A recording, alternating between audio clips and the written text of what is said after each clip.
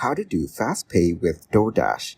I'm going to show you how you can easily do fast pay with DoorDash. To be eligible to use fast pay to cash out your earnings daily, you have to complete at least 25 lifetime deliveries or tasks.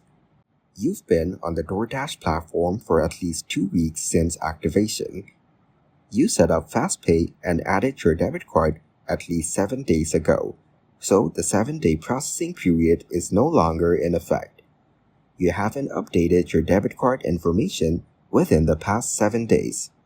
First, visit the earnings section of your app and click the bank icon at the top of the screen to view your payout methods.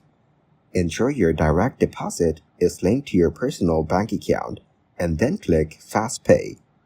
From there, enter the requested details for your debit card.